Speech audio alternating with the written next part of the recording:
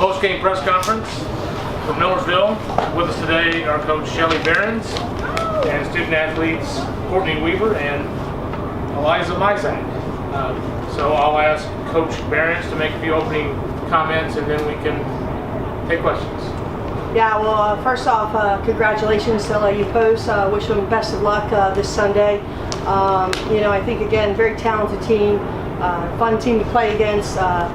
For us, it was just some things. I thought we played really well in the first half, defensively especially, and just had one or two letdowns. I got that goal, and then from there, I just think we separated a little bit at times. And love the second half, how we started with our pace, quicker free hits. I felt like we were able to be more proactive with the speed of the game, and that's our style. That's something we enjoy, and just we're challenged in trying to get the ball in the attacking third and get something finished to net. So, for us, I think it's been a tremendous season, a tremendous journey. With Courtney especially, she's played all 4 years.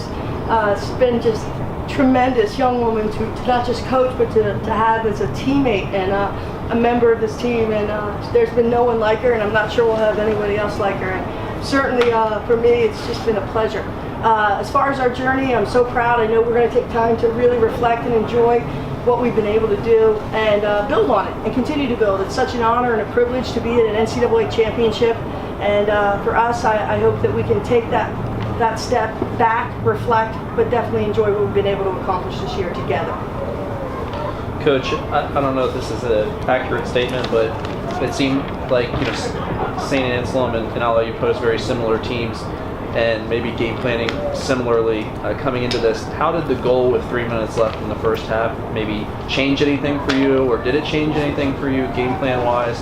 Because it seemed like you were playing the game exactly the way you wanted it to, get it into the late stage of the game, maybe playing to overtime. Yeah, I think atypical of us, I would definitely say there's some great relationships between St. Anselm, fantastic team, and LIU Post.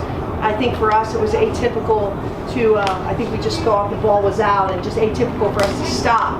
And, a lesson for three young defenders to learn and our goalkeeper to learn. So, did that affect us? I think it took a little bit of our puff out for sure, and it made us question ourselves a little bit. But as far as changing our game plan, the only thing we asked them to do a little bit better in the second half was quicker restarts, quicker speed of play, and not kind of stay into the slow pace. But, just find each other. We thought we could have swung and switched the ball a bit more, and there's a lot of space on the opposite side, but we stayed in overloads. We played pretty linear, and, that doesn't always help us. But, did it affect us? I think it did.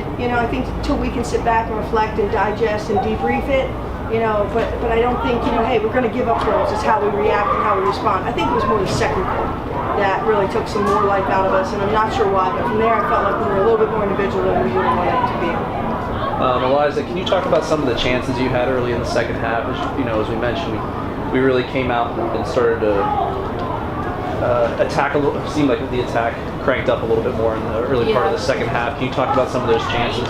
Yeah, I definitely think we had the attack, but I think that's just being mentally tough and just being able to finish those chances, which I probably should have. But we were getting chances, like not just me, but everyone else, and we just couldn't finish them. But it's gonna come.